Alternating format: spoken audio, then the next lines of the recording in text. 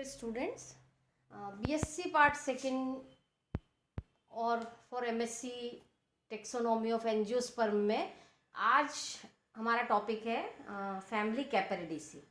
पॉलीपेटली की फैमिली है। इससे पहले भी एक पॉलीपेटली की फैमिली आपको करवाई थी। फैमिली जो फर्स्ट ऑर्डर है रेनियल्स, जिसकी फैमिली रेनिनकुलेसी, इसको सबसे प्रिमिटिव फैमिली माना जाता है, प्रिमिटिव ऑर्डर माना जाता है, वो भी पॉलीपेटली में थी। और जो नेक्स्ट फैमिली है कैपेरिडेसी, ये भी पॉलीपेटली की ही एक फैमिली है। इसको नॉर्मली जो फैमिली कैपेरिडेसी है, it is commonly known as caper family.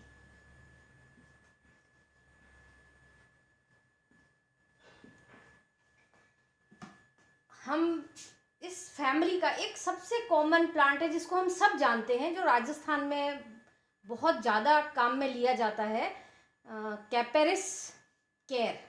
जो केर प्लांट है, जिसकी सब्जी भी खाई जाती है और जिसका अचार भी बहुत ज़्यादा राजस्थान में खाया जाता है। जो राजस्थान में एक सब्जी बनाई जाती है पचकुटा, उसका भी एक मेन इंग्रेडिएंट है केर। उसी के नाम पर है ये कैपर फैमिली, और जो केर है वो इसी फैमिली को बिलोंग करता है, फैमिली कैपेरिडेसी।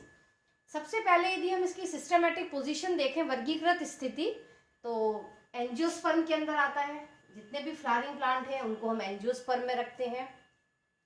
फिर डिवीजन आता है इसमें डाइकोटिलिडन, द्विबीजपत्री। डाइकोटिलिडन्स में वो सारे प्लांट रखे गए हैं जिनमें दो बीज पत्र होते हैं, रेटिकुलेट, वेनेशन होता है, सेकेंडरी ग्रोथ प्रेजेंट होती है, वेस्कुलर बंडल कॉन्जॉइंट कोलेटरल होते हैं और ओपन होते हैं, मतलब कैम्बियम उपस्थित होती है, और फ्लावर पेंटामेरस होता है। डाइकॉट के अंदर नॉर्मली जो फ्लावर होता है वो पेंटामेरस होता है, और टेट्रामेरस, कभी कभी टेट्रामेरस भी होता है। फिर हमने कहा जैसे सीरीज, हम डाइकॉट के अंदर 3 क्लासेस हैं, पॉलीपेटली, गैमोपेटली और मोनोक्लेमाइडी। तो सबसे पहली क्लास है पॉलीपेटली। पॉलीपेटली का मतलब ये होता है petals are free.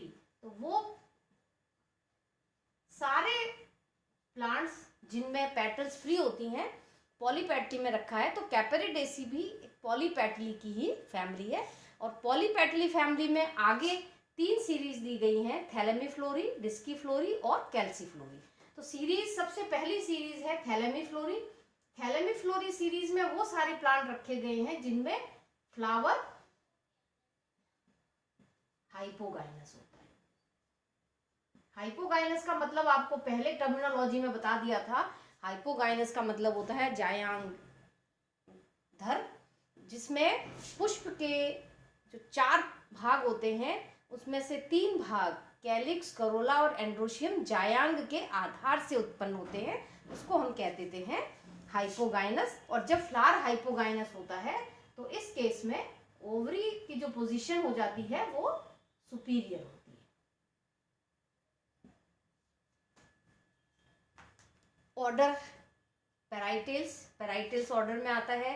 Parietal placentation होता है इसके अंदर, और ये बेंथम और हुकर के अकॉर्डिंग वर्गीकरण बताया गया है। एंजियोस्पर्म, डाइकोटिलिडन्स, पॉलीपेटली, थैलेमीफ्लोरी और पैराइटल्स। हमारा क्वेश्चन यहीं से स्टार्ट हो जाता है कि सबसे पहले कई बार क्वेश्चन आता है फैमिली कैपेरिडेसी की वर्गीकृत स्थिति या सिस्टमेटिक पोजीशन बताइए। तो हमें ये बेंथम हुकर का वर्गीकरण के अनुसार उसकी सिस्टमेटिक पोजीशन बतानी है।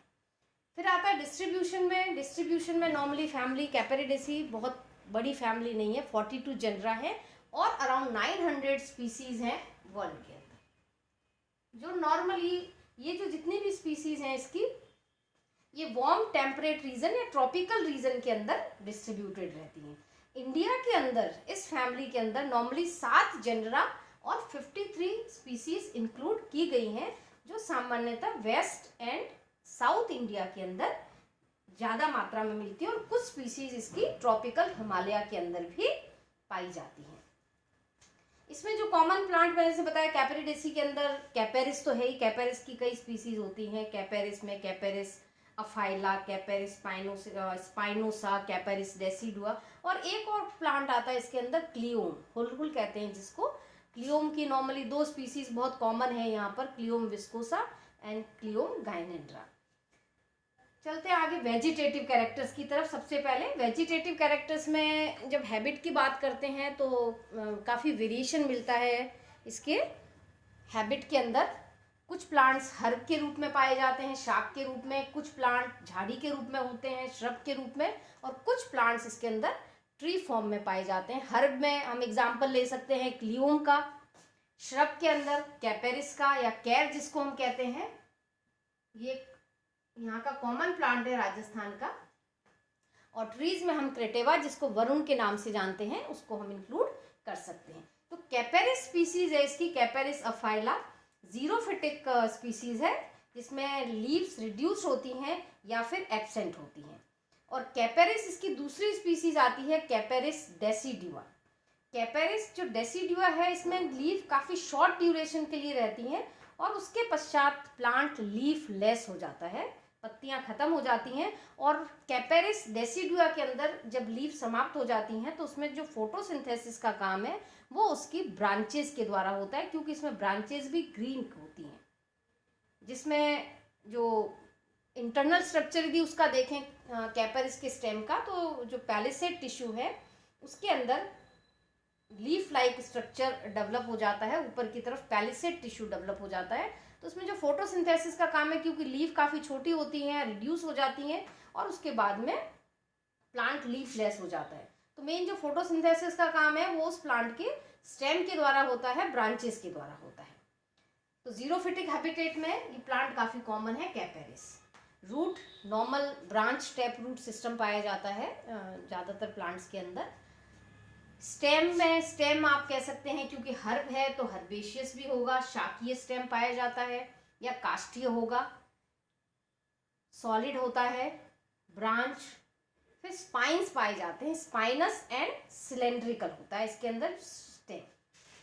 ज़्यादातर इसमें जो प्लांट होता है, जब जैसे कैर का एग्जांपल हम लेते हैं कैपेरिस के अंदर, तो इसमें भी स्पाइन्स प्रेजेंट होते हैं, तो स्पाइनस होता है इसमें। लीव्स ऑल्टरनेट, एकांतर होती हैं। स्टिप्यूलेट, स्टिप्यूल प्रेजेंट होते हैं। सिंपल होती हैं लेकिन कभी कभी हस्ताकार, संयुक्त या पाल्मेटली कंपाउंड भी लीफ इस फैमिली के प्लांट्स में पाई जाती हैं। और पाल्मेटली कंपाउंड के अंदर इसमें 3 से 9 तक पर्णक पाए जाते हैं। 3 to 9 फॉलिएट लीफ होती है किसमें, क्लियोम के अंदर। और स्टिप्यूल्स नॉर्मली लीफ जो कैपेरिस होता है प्लांट, जैसे मैंने ऊपर भी बताया था आपको, मॉडिफाइड इनटू स्पाइन इसके अंदर, कैपेरिस के अंदर स्टिप्यूलेट होता है, लेकिन जो स्टिप्यूल्स होते हैं, stipules are modified into spines के अंदर मॉडिफाइड हो जाते हैं। जैसे कैपेरिस में बताया, कैपेरिस डेसिडुआ है तो लीफलेस प्लांट है, फोटोसिंथेसिस स्टेम के द्वारा होता है। मैंने स्टेम के कैरेक्टर में आपको बताया कि स्टेम ही इसमें फोटोसिंथेसिस का काम नॉर्मली करता है। फिर आते हैं हम यदि फ्लोरल कैरेक्टर्स पर आते हैं, तो फ्लोरल कैरेक्टर्स में इन्फ्लोरेसेंस, रेसिमोस, सामान्यतः असीमाक्षी प्रकार का पुष्पक्रम जो कि क्लियोम के अंदर होता है। कोरिम्ब प्रकार का इन्फ्लोरेसेंस इसके अंदर कैपेरिस के अंदर पाया जाता है। तो वेरिएशन काफ़ी पाया जाता है इसमें, फ्लोरल कैरेक्टर्स में भी काफ़ी वेरिएशन इनके अंदर मिलता है। फ्लावर के अंदर ब्रैक्ट उपस्थित होते हैं, ब्रैक्टिएट होता है। पेडिसिलेट, कंप्लीट, बाइसेक्सुअल, एक्टिनोमॉर्फिक, लेकिन जाइगोमॉर्फिक इन कैपेरिस के अंदर। नॉर्मली ज़्यादातर जो प्लांट है उनके अंदर त्रिज्या सममित होता है, लेकिन कैपेरिस के अंदर फ्लावर जाइगोमॉर्फिक होता है। फिर टेट्रामेरस, और क्योंकि यहाँ पहले ही मैंने बता दिया था आपको, जब ये थैलेमी फ्लोरी के अंदर आता है तो इसके अंदर जो फ्लावर होता है वो हाइपोगाइनस होता है, मतलब ओवरी इज सुपीरियर। फिर फ्लावर में 4 जो इसके वर्ल होते हैं, outer most whorl is calyx, normally sepal 4 होती हैं, 2 + 2 के वर्ल में अरेंज होती हैं इसमें। पॉलीसेपेलस और इम्ब्रिकेट एस्टाइवेशन होता है। इसके अंदर जो विन्यास होता है वो कोर छादी होता है, और कुछ प्लांट्स के अंदर इसमें कोर स्पर्शी प्रकार का विन्यास भी पाया जाता है। दल कोरोला में 4 पेटल्स होती हैं। पॉलीपेटली का ही मेंबर है, इसीलिए पॉलीपेटलस कंडीशन पाई जाती है। एस्टाइवेशन इज इम्ब्रिकेट इन क्लियोम, और वॉल्वेट एस्टाइवेशन भी कोरोला के अंदर नॉर्मली पाया जाता है। जैसे क्रेटेवा का एग्जाम्पल हम ले सकते हैं यहाँ पे, उसके अंदर नॉर्मली वॉल्वेट एस्टाइवेशन होता है और कभी कभी इम्ब्रिकेट एस्टाइवेशन भी पाया जाता है। एंड्रोशियम पुंकेसर या नर जन्नांग जो मेल रिप्रोडक्टिव पार्ट है, उसमें नॉर्मली 4 से लेकर या 6 से लेकर बहुत सारे स्टेमन्स इनके अंदर पाए जाते हैं, और ये stamens 6 to many stamens they are free। पॉलीस्टेमिनस कंडीशन पाई जाती है इनके अंदर, स्टेमन्स फ्री होते हैं। और क्लियोम के अंदर नॉर्मली 4 स्टेमन्स होते हैं जो कि पेटल के ऑल्टरनेट पाए जाते हैं। तो क्लियोम की स्पीसीज भी एक दी गई है इसके नाम, नंबर ऑफ स्टेमन्स के आधार पर, क्लियोम टेट्राएड्रा। पर बाकी जो स्पीसीज है क्लियोम की नॉर्मली, उनके अंदर 6 स्टेमन्स ही पाए जाते हैं। कैपेरिस के अंदर इंडेफिनेट स्टेमन्स होते हैं और बहुत सारे वर्ल में अरेंज होते हैं। Stamens are dithecous and introrse. तो हम कह सकते हैं दिस सिंपली स्टेमन्स 6 से लेकर, कई होते हैं, मैनी होते हैं, 6 स्टेमन्स क्लियोम के अंदर पाए जाते हैं, और बहुत सारे स्टेमन्स, 6 से ज़्यादा स्टेमन्स बाकी कैपेरिस के अंदर है, क्रेटेवा के अंदर पाए जाते हैं। यहाँ पर एंड्रोशियम के अंदर एक विशेष प्रकार की संरचना एंड्रोफोर पाई जाती है। किसमें? क्लियोम गाइनेंड्रा। क्लियोम की जो स्पीसीज है, यहाँ मैंने था क्लियोम विस्कोसा कॉमन स्पीसीज, दूसरी स्पीसीज है क्लियोम गाइनेंड्रा। क्लियोम गाइनेंड्रा के अंदर एक विशेष प्रकार की संरचना पाई जाती है जिसको एंड्रोफोर कहते हैं। एंड्रोफोर क्या होता है? इसके अंदर जो फ्लोरल एक्सिस है वो पेटल, दल और स्टेमन्स के बीच में लंबी हो जाती, इलोंगेटेड हो जाती है। नॉर्मली तो क्या होता है, थैलेमस पर ही सारे फ्लोरल पार्ट्स लगे हुए होते हैं, लेकिन इसमें क्या है, थैलेमस जो दल है, पेटल्स होती हैं, उनके और स्टेमन्स के बीच में ये जो अक्ष है वो काफी बड़ा और लंबा हो जाता है। तो इस अक्ष को कहते हैं एंड्रोफोर, और स्टेमन्स इस एंड्रोफोर पर उपस्थित होते हैं। तो इसमें ये जो स्ट्रक्चर है वो काफी इंपॉर्टेंट है। एंड्रोफोर किस स्पीसीज में मिलता है? क्लियोम गाइनेंड्रा के अंदर।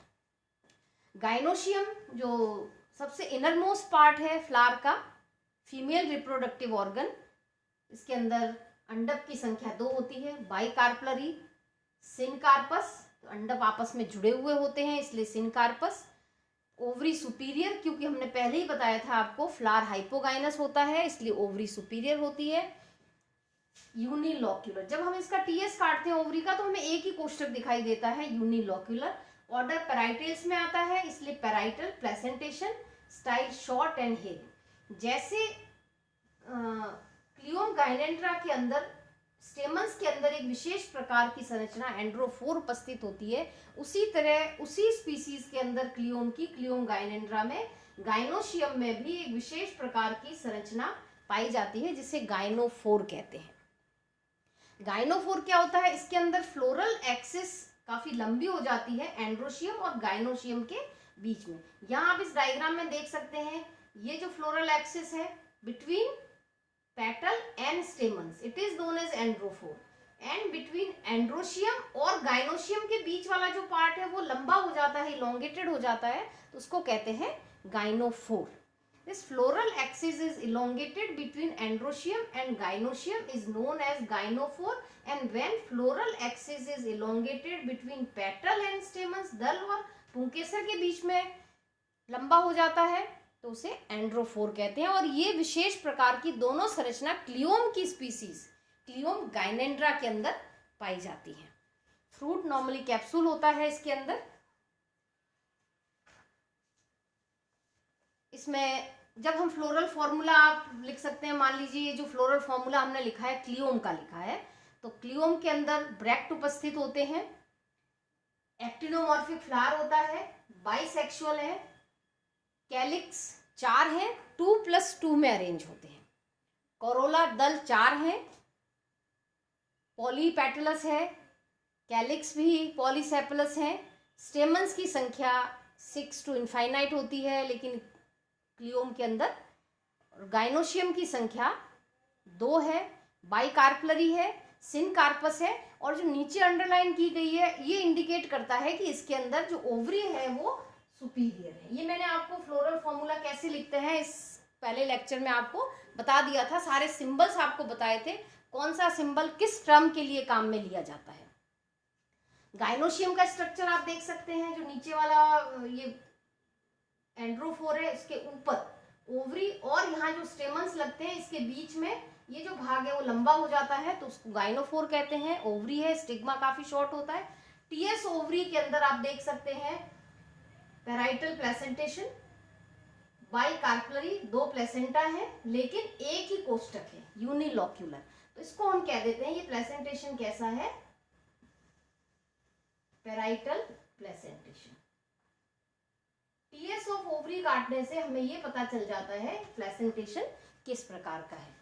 फ्लोरल डायग्राम देख लीजिए आप, इसमें हमने बनाया इसी फ्लोरल फॉर्मूला के बेसिस पे हमने डायग्राम बनाया है। 4 हमने कैलिक्स बनाए हैं जो 2+2 में अरेंज हैं, फिर हमने पेटल 4 बनाई हैं, एक दूसरे से पृथक हैं सभी, और स्टेमन्स हमने 6 बनाए हैं जो 6 स्टेमन एक दूसरे से पृथक हैं, और सेंटर में ओवरी बनाई है, टीएस ऑफ ओवरी, जिससे प्लेसेंटेशन पता चलता है। तो फ्लोरल डायग्राम के अंदर हम बहुत सारे कैरेक्टर्स को रिप्रेजेंट कर सकते हैं, और नीचे जो हमने बनाया है ये इंडिकेट करता है कि इसके अंदर ब्रैक्ट उपस्थित है। ये एक नीचे डायग्राम आपको बताया एलएस ऑफ फ्लावर का। इस एलएस ऑफ फ्लावर में आप देख सकते हैं एंड्रोफोर और गाइनोफोर की पोजीशन।